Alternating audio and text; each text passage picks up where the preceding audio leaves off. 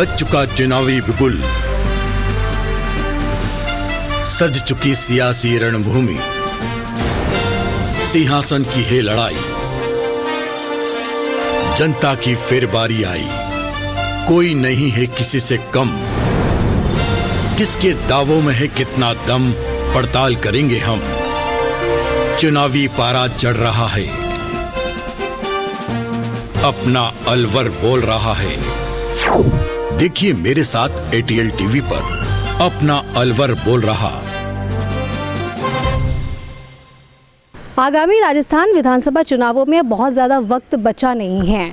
चाहे कांग्रेस की बात करूं, चाहे भाजपा की बात करूं या फिर आम आदमी पार्टी की, सभी पार्टियां जो हैं इस वक्त अपनी आने वाले चुनावों से पहले ताल ठोकने में जुट गई हैं कि इस बार या तो रिवाज बदलेगा और या तो फिर कांग्रेस की सरकार रिपीट होगी। यहाँ मेरे साथ बहुत सारे ऐसे लोग मौजूद हैं जो राजनीति को बहुत करीब से समझते हैं और कई सारे इलेक्शंस उनके सामने से होकर गुजर चुके हैं। तो इस बार क्या कुछ होने वाला है आने वाले चुनावों में, कैसी चाहिए इस बार आम जनता को उनकी सरकार और कैसा होना चाहिए उनका अपने अलवर शहर का विधायक, इसी पर आज हम बातचीत करेंगे।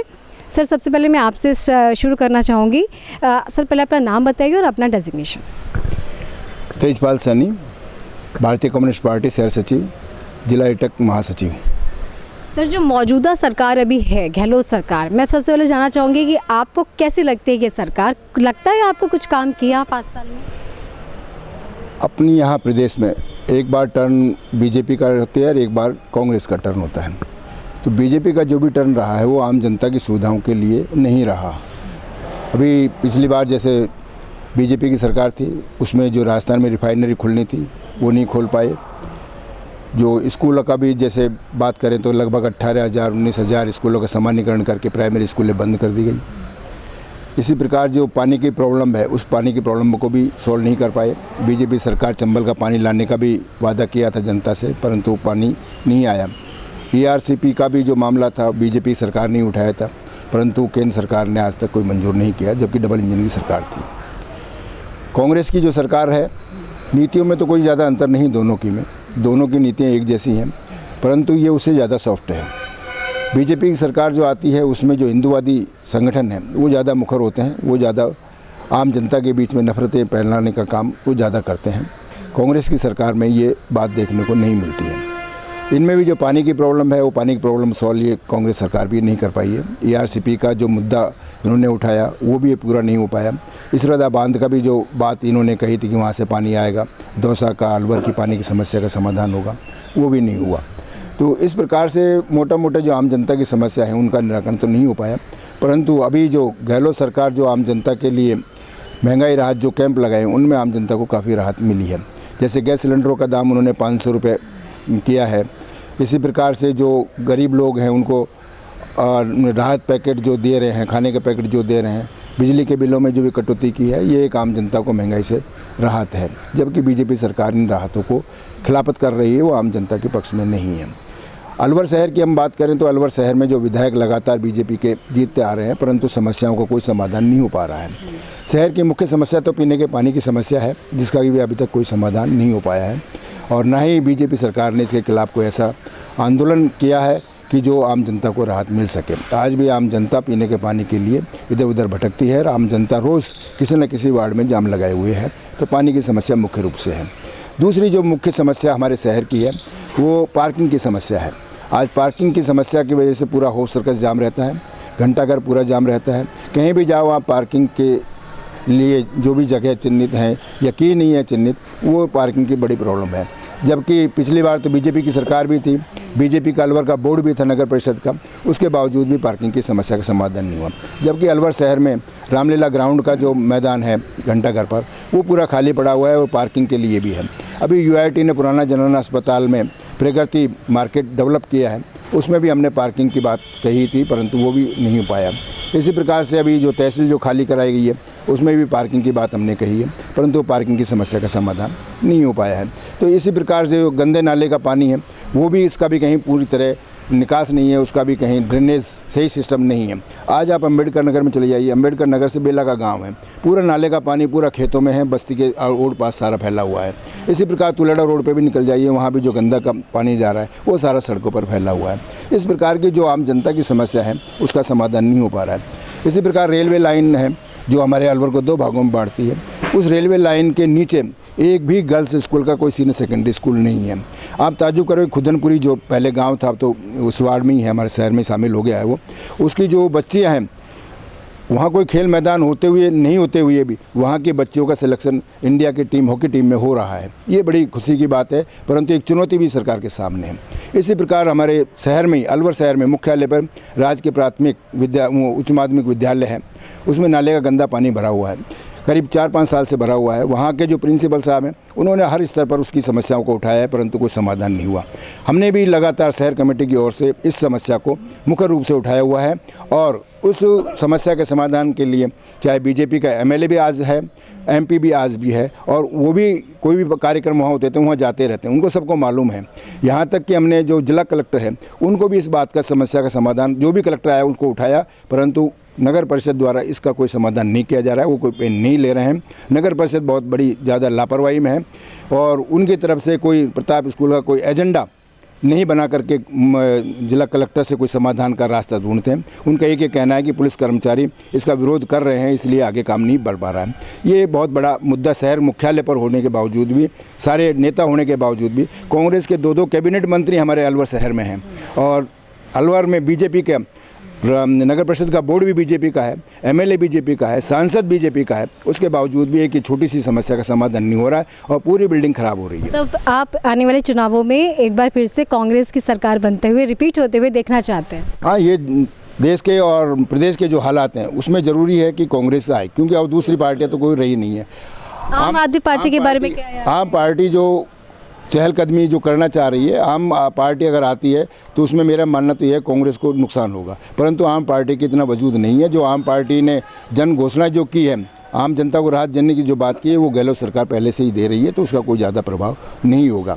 तो इसी प्रकार से एक और प्रॉब्लम है आम जनता की, जो सरकार ने अभी पट्टे वितरण की जो अभियान चलाया हुआ है, उस अभियान में नगर परिषद माइनस में है। बिल्कुल हमने लगातार मुद्दा उठाया है, आम जनता को पट्टे नहीं मिल रहे हैं, 2-2 साल से चक्कर काट रहे हैं। हमने उनसे कहा कि कोई व्यवस्था आप ऐसी करिए कि आप टारगेट निश्चित कीजिए कि 10 पट्टे हमें प्रतिदिन देना है, 15 पट्टे प्रतिदिन देने हैं, वो दीजिए आप, परंतु ऐसा कोई सिस्टम वहाँ नहीं बैठ पा रहा है। और सभापति महोदय तो जो बीजेपी के होते हुए भी वो कोई काम करने के इच्छुक नहीं है इस संदर्भ में। तो मेरा मानना यह है कि प्रदेश में वास्तव में अगर शासन चलाना है तो गहलोत जी के सिवा जो नीतियां हैं उस हिसाब से और कोई दूसरा विकल्प इनके पास में है नहीं। बीजेपी में तो टांग खिंचाई ज़्यादा हो रही है, वसुंधरा अलग खींच रही है, पूनिया जी अलग खींच रहे हैं, नए सीपी जी जोशी जी जो आए हैं वो अलग खींच रहे हैं, तो गुटबाजी काफ़ी है इसमें। हरिओम चुग, प्रदेश सचिव एटक। सर, आपकी क्या राय है, गहलोत सरकार को रिपीट होना चाहिए कि जो रिवाज चला आ रहा है एक बार कांग्रेस एक बार भाजपा, वही होना चाहिए? देखिए, ऐसा है, किसी भी सरकार का मूल्यांकन करने के लिए कुछ ऐसे तथ्य हैं उनको दिमाग में ज़रूर रखना पड़ेगा, तब तक आप डिसाइड नहीं कर सकते कौन सी सरकार ठीक थी कौन सी सरकार गलत थी। तभी हम सही चयन कर पाएंगे कि वास्तव में कौन सरकार ऐसी है जो आम जनता की सुविधा के लिए कुछ कर सकती है। अलवर के बारे में कामड़ बहुत कुछ बता चुके हैं, इसलिए उसके संबंध में मुझे कुछ नहीं बोलना है। पूरे प्रदेश के संबंध में मैं आपसे कहना चाहता हूँ। तो जब हम मूल्यांकन करते हैं तो हम सबसे पहले देखते हैं विकास किस समय अवधि में ज़्यादा हुआ। नंबर 2, शिक्षा की स्थिति में किसने ज़्यादा काम किया। नंबर 3, लॉ एंड ऑर्डर की सिचुएशन किस पीरियड में अच्छी रही। ये कुछ मुद्दे हैं जो मूल्यांकन करने के लिए आवश्यक होते हैं, ध्यान में रखने के लिए। तो इस तरह अगर मूल्यांकन करता हूँ मैं, तो गहलोत साहब के टाइम में पिछले 4 साल 4.5 साल का पीरियड अगर लगाया जाए तो विकास के मायने में अगर हम ये कहें कि सड़कों का डेवलपमेंट में सड़कें बनी, तो सड़कें भी कई हज़ार किलोमीटर बीजेपी की सरकार के टाइम से ज़्यादा बनी हैं। शिक्षा की जहाँ तक बात करते हैं, शिक्षा के लिए मेडिकल कॉलेज सिर्फ एक खुला था बीजेपी के टाइम पे, अब लगभग मेरे ख्याल 7 या 8 कितने कॉलेज इन्होंने मेडिकल कॉलेज खोले हैं, दूसरे बड़े हैं। प्राइमरी स्कूल को मिडिल स्कूल और मिडिल स्कूल को सेकेंडरी स्कूल बनाने में तो एक बहुत बड़ी छलांग लगाई है। वो सिर्फ सैकड़ों में थे, ये हज़ारों की संख्या में इन्होंने किए हैं, जिनके एक्यूरेट फिगर तो इस वक्त मेरे पास नहीं है। अगर आप पहले कहते तो मैं फिगर भी लेके आता। तो वो बहुत बड़ा काम इन्होंने जंप लगाया है। आप मेडिकल कॉलेज की बतला चुका हूँ, मेडिकल कॉलेज इन्होंने खोले हैं। इसके अलावा जो सबसे बड़ी चीज़ ये है स्वास्थ्य की। स्वास्थ्य में बीजेपी की सरकार के टाइम पे ऐसा कोई नया काम नहीं हुआ। लेकिन गहलोत सरकार ने स्वास्थ्य के मामले में आम जनता का बहुत ध्यान रखा। उन्होंने ऐसी योजनाएं चलाई जिसमें कि आम जनता को स्वास्थ्य के लिए फ़ायदा हो। चिरंजीवी योजना और दूसरी योजना, कई योजनाएं हैं, RGHS की योजना है। तो स्वास्थ्य की बहुत सारी ऐसी योजनाएं हो गई हैं कि आम आदमी भी अपना इलाज करा सकता है, यहाँ तक कि 25 लाख तक का इलाज करा सकता है। पहले इस समय वो था कि उस वक्त इलाज की सुविधा इतनी नहीं थी, अगर पैसा है तो इलाज करवा लो, नहीं है पैसा तो मर जाओ, ये पोजीशन थी। लेकिन आज उस रूप में भी अगर देखा जाए तो विकास हुआ है। दूसरी तीसरी इसके अलावा बात जो कहना चाहता हूँ सांप्रदायिकता की, इनकी इस अवधि में इसमें कोई दो राय नहीं कि बीच में छोटे मोटे कांड होते रहे हैं और नंबर 1 पर है। सुनिए, लेकिन सांप्रदायिक दंगे नहीं हुए। मैं सांप्रदायिकता की बात कर रहा हूँ। सांप्रदायिक दंगे जो है राजस्थान में इस बार इतने नहीं हुए हैं। छुटपुट घटनाएं हुई होंगी कहीं पर, जो है गऊ के मामले में, किसी लिंचिंग के मामले में, ये सब होते रहा, बीच बीच में होते रहे, लेकिन कोई बड़ी घटना ऐसी नहीं हुई जिसको कि उल्लेख किया जा सके कि साहब सांप्रदायिक तनाव हो गया। जैसा आज मणिपुर है, जल रहा है साहब, हालत ख़राब हो रही है, नूह में हालात ख़राब हो गए, बरेली में हालात ख़राब हो गए।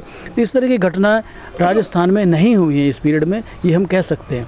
बाकी दुष्कर्म वाली बात, इसमें कोई दो राय नहीं, इस पीरियड में दुष्कर्म की संख्या बढ़ी है, इसमें कोई दो राय नहीं है। लेकिन ये भी एक प्लस पॉइंट है कि आरोपी पकड़े गए हैं फ़ौरन, ये एक प्लस पॉइंट है।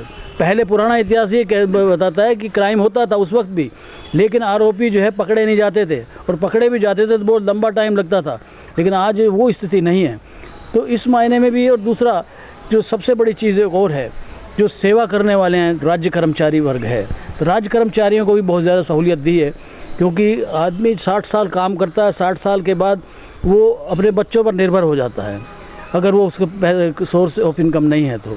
लेकिन उसका ध्यान रखते हुए उन्होंने जो बाकायदा इसका ध्यान रखा, और जो 60 साल रिटायरमेंट के बाद उन्होंने जो OPS की जो शुरुआत कर दी है, जो अटल बिहारी वाजपेयी ने बंद कर दी थी, वो एक लागू कर दी गई। अच्छी पहल की है इन्होंने, अच्छी बात है कि आदमी मोहताज नहीं हुआ, उसका बुढ़ापा ढंग से निकल जाएगा। तो इस तरह के काम इन्होंने भी किया। हाँ, और सबसे बड़ी चीज़ क्या कि ज़िला बड़ा होता है तो एडमिनिस्ट्रेशन में और वहाँ की जनता की समस्याओं के समाधान के लिए बहुत वक्त लगता है, क्यों जो रूरल एरिया, दूर दराज के जो क्षेत्र है, ग्रामीण क्षेत्र है, वो वहाँ तक पहुँच ही नहीं पाते हैं, क्यों यातायात सुविधा इतनी होती नहीं है, नहीं पहुँच पाते हैं। तो लेकिन ये ज़िले और बढ़ा देने की वजह से जहाँ 33 के बजाय 50 ज़िले हो गए, तो उसका भी एक लाभ आम जनता को मिलेगा, इसमें कोई दो राय नहीं है। एक अच्छी पहल की इन्होंने।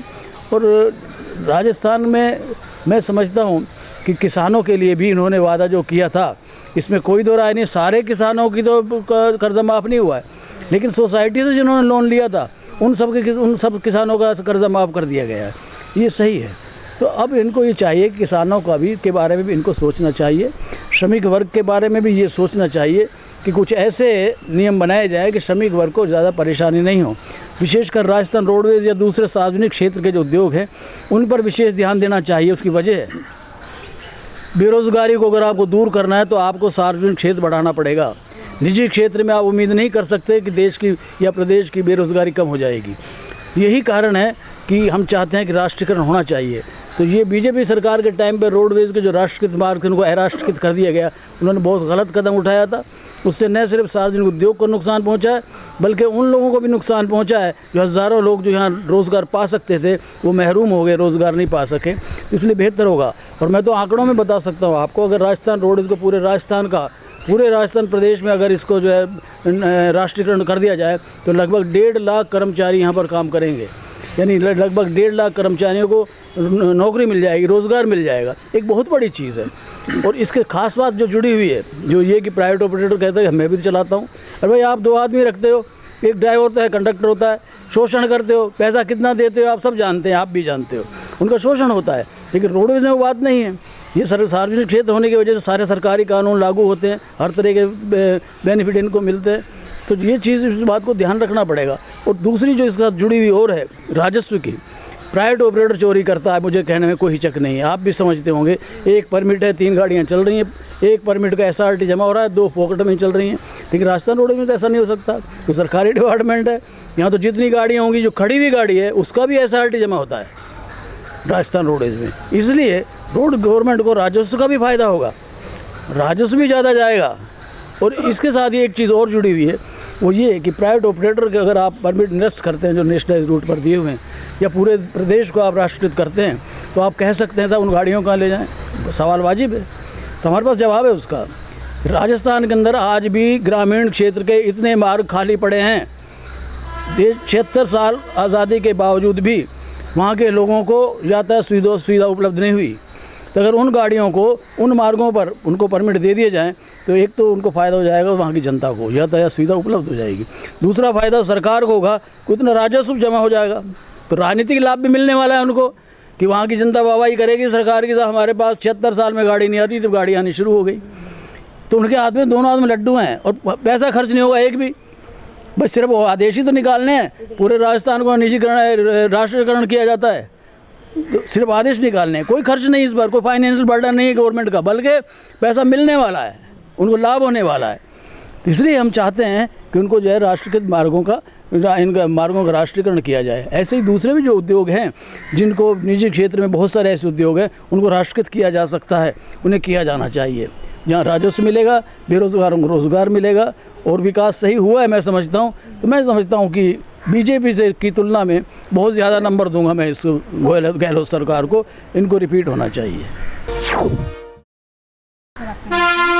मेरा नाम राजकुमार बख्शी है और हम असंगठित क्षेत्र के मजदूरों में काम करने वाले लोग हैं। सर, आपने दो लोगों के सुना कि किस तरीके की सरकार उनको चाहिए और क्या कुछ उन्होंने कमियां और अपने सुझाव बताए, मैं आपसे आपकी राय जानना चाहूँगी। देखिए, अभी बहुत शीघ्र ही चुनाव आने वाले हैं और जो आम जनता है उसका वोट का आधार उसको अपना विकास या आम जन में जो जो तरह के वर्ग हैं, चाहे किसान है, मजदूर है, व्यापारी है, बेरोज़गार लोग हैं, उन सब का मन ये होता है कि सरकार वो आनी चाहिए जो हमको भी या हमारे लिए वो कुछ कार्यक्रम दे। अभी तक देखा ये गया है कि लगातार राजस्थान में सरकारें रिपीट बदलती रही हैं और काम कोई भी इतना बड़ा ऐसा नहीं हुआ जो आम आदमी ये कह सके कि हमारे बड़े हित में या बड़ा विकास हुआ हो। इस बार जो गहलोत जी ने अब इन अंतिम वर्ष में जो योजनाओं का अंबार लगाया है उससे आम जनता ये बात महसूस कर रही है कि ये शायद सरकार आएगी तो हमारे लिए बहुत ज़्यादा काम कर पाएगी। लेकिन हम लोग ये बात देख रहे हैं ग्राउंड के ऊपर और आम जन के अंदर देख रहे हैं कि सरकारों का स्लोगन या सरकारों की योजनाएं और योजनाओं का कारगर होना, इनमें फ़र्क है। जैसे मैं आपको बताता हूँ, हम लोग असंगठित क्षेत्र में काम करते हैं, हम जो निर्माण श्रमिक लोग हैं या दूसरे क्षेत्र के लोग हैं उनको जो योजनाएँ वो ज़मीन पर कारगर नहीं हो रही और जो संबंधित हैं श्रम विभागों से।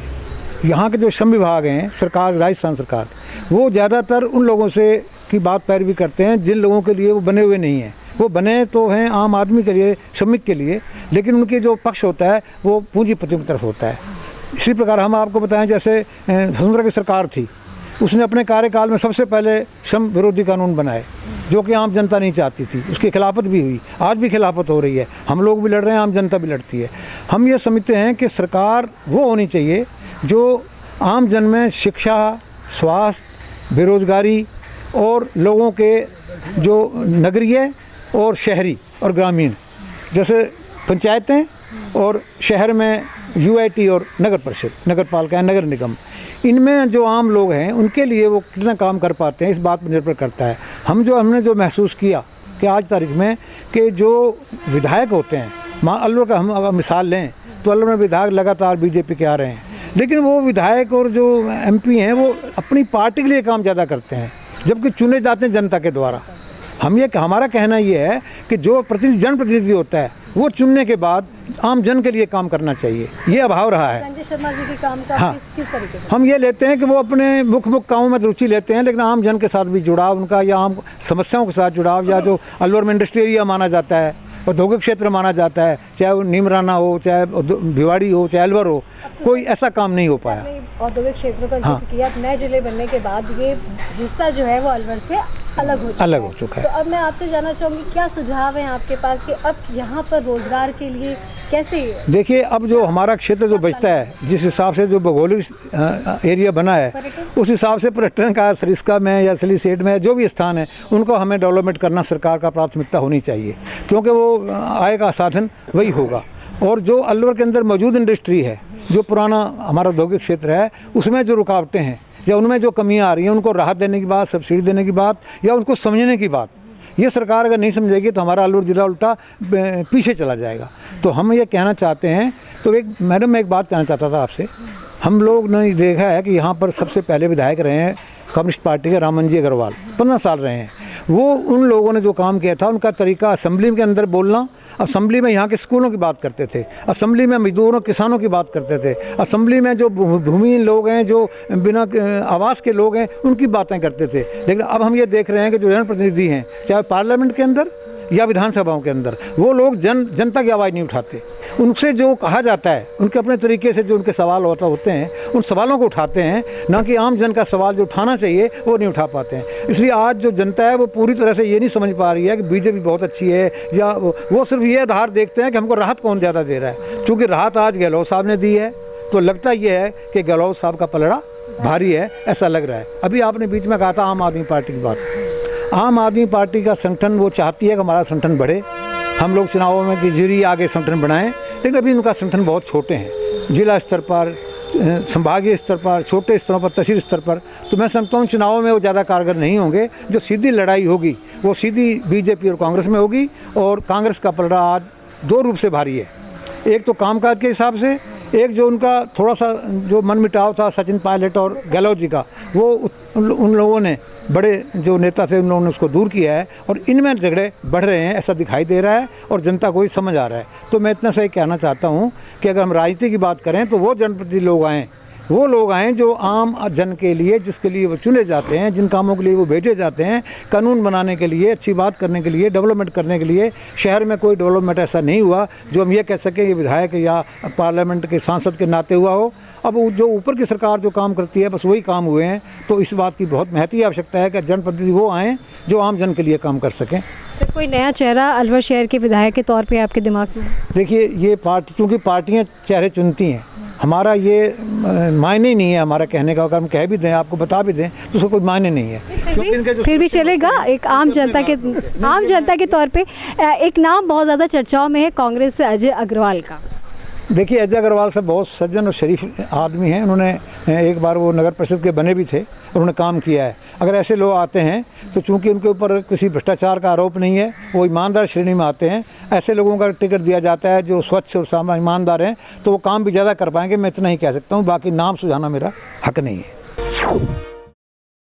कांग्रेस के 2 मंत्री हैं अलवर ज़िले में, उन 2 मंत्रियों ने अलवर ज़िले के लिए कुछ भी काम नहीं किया है। और संजय शर्मा जी का भी यही हाल है। पानी की समस्या बहुत बड़ी ज़्यादा है, ये देख लो। कांग्रेस की सरकार रिपीट होनी चाहिए, बाकी ऐसे आदमी नहीं जीतने चाहिए कि एक जाति विशेष के लिए काम करें, या अपने क्षेत्र के, जिस क्षेत्र से जीते हैं उस क्षेत्र में काम करें। अलवर ज़िले के लिए कुछ नहीं किया, जिस क्षेत्र से वो जीत के आए ना, उसी क्षेत्रों में काम किया है। अलवर ज़िले में, अलवर शहर में आज पानी की किल्लत, आप भी घूमती हो, देखती हो क्या हाल है। मतलब वाटर वर्क्स के जो टैंकर हैं, बोरिंग है, वो तो सूख गई हैं, और जो टैंकर हम मंगा रहे हैं वो 500-500 रुपये ले रहे हैं। कोई रेट फिक्स नहीं है, कुछ नहीं है, कितना खाली ला रहे हैं, कितना भरा ला रहे हैं। तो मैं तो ये कहूँगा कि कांग्रेस की सरकार आनी चाहिए। बाकी ऐसे आदमी नहीं जीतने चाहिए जो क्षेत्र में ही काम करें। मंत्री हैं, कैबिनेट मंत्री हैं, बड़े मंत्री हैं, छोटे मंत्री भी नहीं हैं, बाकी वो अपने क्षेत्रों में ही काम किया है। अलवर शहर के लिए, अलवर पूरे ज़िले के लिए कुछ भी काम नहीं किया। मोहनलाल शर्मा, कार्यकारी अध्यक्ष मत्स्य कारागार एटक। सर, आने वाले चुनावों को आप किस तरीके से देख रहे हैं? देखो जी, अलवर शहर की बात बताएं तो 20 वर्षों से बीजेपी का विधायक रहा है, लेकिन विकास ना के बराबर है। ना कोई पानी की समस्या का समाधान हुई है, ना कोई ट्रैफिक वाली समस्याएं समाधान हुई है। तो इसलिए बेटर यही है कि कांग्रेस की सरकार आए और कांग्रेस का यहाँ का विधायक बने, तभी होता है। क्यों कि भंवर साहब के टाइम में जो काम हुआ है वही हुआ है, उसके बाद यहाँ अलवर शहर में कोई काम नहीं। ये पुल वगैरह बने जो भंवर साहब की देन है, बाकी इन्होंने कोई, संजय शर्मा तो बिल्कुल मतलब किसी काम में रुचि नहीं लेते, किसी भी काम में। तो अगर वो वाकई में ईमानदारी से विधायक के काम को निभाते तो शायद पानी की समस्या हो सकती थी दूर। बिल्कुल हो सकती। पहले कहते थे साहब चंबल का पानी आ रहा है, लेकिन चंबल का पानी का, यहीं का पानी, सीली सेठ का पानी इनसे नहीं लाया। धरने पर तो बहुत बैठे वो। हाँ, सिर्फ धरने ही दिए उन्होंने, काम नहीं किया। काम कुछ भी नहीं किया उन्होंने। तो आप भी चाहते हैं कि कांग्रेस की सरकार की जो है इस बार होनी चाहिए रिपीट। मेरे साथ और भी, मेरे लेफ्ट हैंड साइड भी काफ़ी सारे लोग हैं, उनसे भी बातचीत करते हैं। सर, अपना नाम बताइए। मेरा नाम कालीचरण जोशी, मैं रोडवेज के जो रिटायर्ड कर्मचारी हैं उनका संभागीय अध्यक्ष हूँ और प्रदेश का सेक्रेटरी हूँ। सबसे पहले आपकी टीम को धन्यवाद, जो हम लोगों की आवाज़ को आप अपने माध्यम से जो है सरकार तक चुनने के लिए पहुँचाएंगे। कांग्रेस की सरकार हो या बीजेपी की हो या आपकी सरकार हो, ऐसा आदमी चुनना चाहिए जो संविधान के अनुरूप चले, जो मूलभूत सुविधाएं जनता की उनके ऊपर ध्यान दे, पानी, बिजली, शिक्षा। रेवड़ी बांटना सबके हक में, सब रेवड़ी बांट रहे हैं, कोई किसी तरह बांट रहा है, कोई किसी तरह बांट रहा है, कोई एमपी में बांट रहा है तो हरियाणा में बांट रहा है, कोई राजस्थान में बांट रहा है। लेकिन हाँ, जो काम इन्होंने पिछले साल, अभी जब सरकार का टाइम हो गया है, जो गहलोत साहब ने किया है, तो 18 से क्यों नहीं शुरू किया? मेरा मानना यह है, अगर ये 18 से इस काम को शुरू करते तो जनता को और लाभ होता। पट्टों को दिलवाना, उनमें से 75% छूट करना जनता के लिए बहुत बड़ा फ़ायदा हुआ। बिजली में उसमें कटौती करना बिल में, किसी को 500 का फ़ायदा, किसी को 700 का फ़ायदा। गैस सिलेंडर जो योजना तो उज्ज्वला की मोदी जी की है, लेकिन वो उनको भरवा नहीं पा रहे, लेकिन ये 500 में सिलेंडर दे रहे हैं, गरीब लोगों को बहुत फ़ायदा है इससे। अब हम चूँकि यहाँ करीब 7 में से 5 आदमी रोडवेज में काम कर चुके हैं, तो हम अपनी बात भी रखेंगे। यहाँ के जो एमएलए साहब हैं, हमने यहाँ 2 महीने तक प्रोग्राम चलाया अपना। कल हड़ताल होने वाली थी, लेकिन वो किसी तरह समझौता हो गया, अच्छी बात है। लेकिन उन्होंने एक भी दिन आके हमसे ये नहीं पूछा कि आप लोग क्यों हड़ताल कर रहे हो, क्यों धरने पे बैठे हो। उनका फ़र्ज बनता था कि यहाँ जो कर्मचारी दुख पा रहे हैं, और हम जनता के लिए लड़ रहे हैं कि जनता के लिए बसें खरीदिए, कर्मचारियों की भर्ती कीजिए जिससे बेरोजगारी मिटे। क्यों कि गहलोत साहब ने कह दिया हम महिलाओं को 50% फ़ायदा करेंगे किराए में। उससे क्या हुआ, महिलाओं की संख्या बढ़ गई, गाड़ियों में गाड़ियाँ हैं नहीं ले जाने के लिए। तो ये जो है उनको ध्यान देना चाहिए। अगर आगामी सरकार गहलोत साहब की बनती है तो सबसे ज़्यादा बसों की संख्या बढ़ाए, करीब 5 या 10 हज़ार इकट्ठी बसें खरीदें, जैसे गुजरात में है, दिल्ली में है। इस तरह से जो है महिलाएं दुख नहीं पाएँ। स्टूडेंट फ्री जाते हैं, यहाँ से उदयपुर तक अगर कोई परीक्षा है तो फ्री जाते हैं, लेकिन उनको सुविधा तो दीजिए। आपने जीवने का न्योता दे दिया, लड्डू पूरे बनवाए, नहीं खाएंगे क्या, भूखे मरेंगे, वही स्थिति हो जाएगी। यहाँ से उदयपुर तक आदमी खड़ा जाएगा, इससे तो बढ़िया है वो ट्रेन से चला जाए या पैसे दे के चले जाए, बीमार हो जाएगा और खड़ा जाएगा। तो सुविधा देने से पहले उसका इंतजाम कीजिए, चाहे गहलोत सरकार हो चाहे कोई भी सरकार हो, जनता का ख्याल रखिए। पानी की समस्या, यह 25 सांसद जो है राजस्थान में बीजेपी के हैं, किसी ने भी इस राजस्थान के बारे में नहीं सोचा कि हम पानी की समस्या को हल कराएं। अगर ये एक बार भी मोदी जी से आके कहते कि हमारे राजस्थान में पानी की कमी है, तो क्या ये हल नहीं हो सकता था? हो सकता था। जो भी एमएलए एमपी बन जाता है वो किसी पार्टी का नहीं होता, वो जनता का होता है, जनता उसको वोट देती है। हल तो तब निकलेगा जब पानी पे राजनीति करना छोड़ेंगे। तो वही तो मैं कह रहा हूँ, राजनीति नहीं होनी चाहिए ना, समस्या दूर होनी चाहिए। जो अपना इनको पैसा मिलता है, किसी को 10 करोड़ मिलता है, किसी को 5 करोड़, उस पैसे को अगर ये जनता के हित में लगाएं तो उसी से काम हो जाए। तो मेरा तो ये कहना है। वैसे गहलोत साहब का ज़्यादा चांस है, उन्होंने बीजेपी से जो है दुगना काम किया है, ये मेरा मानना। जो पलड़ा है वो आपके हिसाब से आने वाले चुनावों में कांग्रेस का भारी है। पदम शर्मा, मैं एक सामान्य व्यक्ति हूँ, पार्टी से जुड़ा हुआ हूँ। और इसका पलड़ा आपको भारी लग रहा है? भारी तो क्या बताए, जनता के लिए काम करने में तो दोनों एक से ही है। और जो चुनाव आते हैं उसके 6 महीने पहले ही काम करते हैं, ये तो हमेशा होता है। अब इन्होंने दिवाली के आसपास बहुत बड़े बड़े पोस्टर छपाते हैं कि संविदा कर्मियों को रेगुलर करेंगे, और आपस में एक दूसरे को बधाई दे देते हैं, और कुछ नहीं, अभी तक किसी का कुछ नहीं किया। हर डिपार्टमेंट में संविदा कर्मी भरे हुए हैं, ख़ास तौर से स्वास्थ्य विभाग में, जिन्होंने कोरोना की दूसरी लहर भी देखी है। 10-10 साल से लोग संविदा कर्मी हैं, उनका आज तक इन्होंने कुछ भी नहीं किया। रही पानी की बात, पानी में अभी अखबार में छपा है, ट्यूबवेल कंपनियों से एक्सीएन, एईएन, जेईएन किस की जो पैसे लेते हुए पकड़े गए हैं, इनकी ऑडिट हो तो पता पड़े कि कितना भ्रष्टाचार इन लोगों ने कर रखा है। पानी निकला नहीं निकला, बोरिंग कर दी तो पैसा तो लेगा वो, कितनी करी कितनी नहीं की, ये तो या तो उसको कराने वाले को पता है या मशीन वाले को पता है। जनता के लिए पानी नहीं है। अगर ये पूरा पैसा लगे तो पानी निकले और पानी की सप्लाई हो। एक जगह पे 150 टैंकर भर के जा रहे हैं प्राइवेट बोरिंग से, इतना पानी है, दूसरी तरफ पानी है ही नहीं। एक कॉलोनी में एक जगह 24 घंटे पानी आ रहा है, एक जगह पे आधा घंटा, 25 मिनट, 22 मिनट आ रहा है। अखबार में आप डेली पढ़ेंगे मनसा देवी और वो कौन कौन सा है, पानी नहीं आएगा। हर तीसरे दिन यही लिखा आता है, मनसा देवी पे पानी नहीं आएगा, वो कौन कौन सा सागर ऊपर वो, अरे मतलब हर 3 दिन में 4 दिन में एक जगह का पानी नहीं आएगा। ये इन्होंने असमान वितरण कर रखा है, जिसकी वजह से सारी जनता त्रस्त है और ये सारी जिम्मेदारी सरकार की है। इसमें ये डिपार्टमेंट की तो है ही है, सरकार की है। इतने बड़े बड़े पद यहाँ रख रखे हैं। चीफ इंजीनियर का असिस्टेंट चीफ इंजीनियर जैसी पोस्ट अलवर में है। अगर ये आधी पोस्ट कर दी जाए, AEN JEN XCN तक का काम हो तो हो सकता है काम हो जाए। एक बोरिंग अगर ख़राब हो गई, मोटर ख़राब हो गई तो 5, 6, 7, 8 जगह पे उन सब से वो कराना पड़ेगा। ये सैंक्शन करेगा, इसके दस्तखत होंगे, इसके होंगे। आधे आदमी हो तो आधे दिन में वो सही हो जाए। मैं बस ये कहूँगा। और विधायक जी के बारे में, विधायक जी है तो विधायक जी तो उस समय कौन खड़ा होगा। और मैं तो यही कहूँगा, वो जो उसने बोला था एक यूनिवर्सिटी के, उसने पढ़े लिखे आदमी को ही वोट देना चाहिए।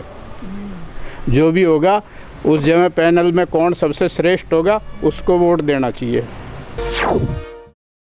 शाखा अध्यक्ष RSRTC रिटायर्ड एम्प्लॉइज एसोसिएशन। जी, आप अपनी राय बताइए आने वाले चुनावों को लेकर। आपको भी लगता है कि इस बार बीजेपी का नहीं होगा, 25 साल पुराना जो ट्रेंड है वो नहीं चलेगा?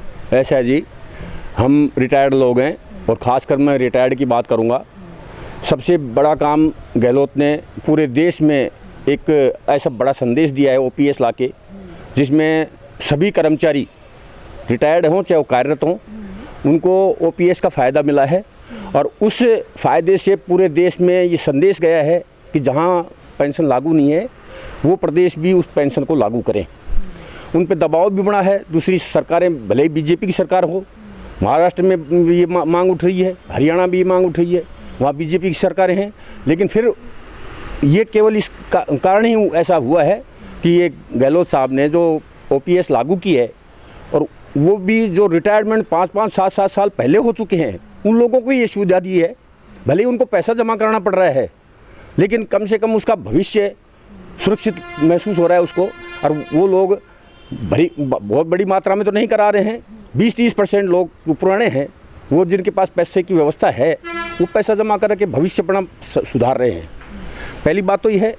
दूसरा, अलवर की बात जहाँ है, अलवर में ये विधायक और हमारे सांसद महोदय अपने पर्सनल एजेंडे पे कुछ भी करते हों, बाकी अपने अलवर ज़िले के लिए इन्होंने कुछ नहीं किया है। सबसे बड़ी मेन समस्या पानी की है यहाँ, पानी के मामले में। और ये झूठ बोलते हैं, मैं तो इसको झूठ मानता हूँ। आज मैं 300-350 रुपये का टैंकर चाहूँ तो 10 टैंकर डलवा सकता हूँ, तो वो पानी कहाँ से आता है? यदि पानी की किल्लत हो तो पानी मुझे 300 में भी नहीं मिलेगा, 400 में भी नहीं मिलेगा। पानी गोवा से तो नहीं आ रहा, पानी गोवा से थोड़ी, पानी तो यहीं से आ रहा है। हाँ, ये गलत भ्रम पैदा किया जा रहा है कि पानी की कमी है। पानी की कमी नहीं है, पानी का बिजनेस बनाया जा रहा है। पानी की पूर्ति नहीं होने की वजह से हम लोगों को, जो कॉलोनियों में रहते हैं, छोटी छोटी कॉलोनी में रहते हैं, उन लोगों को बहुत बड़ा नुकसान है। 15 मिनट पानी दिया जाता है, एक दिन छोड़ एक दिन। ज़्यादा से ज़्यादा 5 बाल्टी पानी भरता है। 5 मेंबर 5 बाल्टी पानी से कैसे गुजारा करेंगे, ये आप समझ सकते हैं। उनको चूँकि पानी डलवाना पड़ेगा, पैसा देना पड़ेगा। इसमें भी एक भ्रष्टाचार की बू आती है, जानबूझकर ऐसा किया जा रहा है, पब्लिक को धोखा दिया जा रहा है। इसी तरह की बहुत सी समस्याएं शहरों में, बाकी उस पर ध्यान नहीं दिया जा रहा है MLA MPO के द्वारा। ये अपने पर्सनल काम करते हैं, उद्घाटन करवा लो, कोई पार्टियों में बुला लो, कोई दुकान का उद्घाटन वहाँ पहुँच जाएंगे। इस तरह के कामों में ये सक्रिय रहते हैं। बाकी गहलोत जी की आज की तारीख में राजस्थान में मैं समझता हूँ राष्ट्रीयकरण के दोनों विरोधी हैं। कांग्रेस भी विरोधी है और बीजेपी विरोधी है, लेकिन कांग्रेस की स्पीड धीमी है। कांग्रेस की स्पीड ऐसी है, कुछ धीरे चलती है, कुछ सीट चाल चलती है, और बीजेपी की स्पीड बहुत ज़बरदस्त तेज़ है।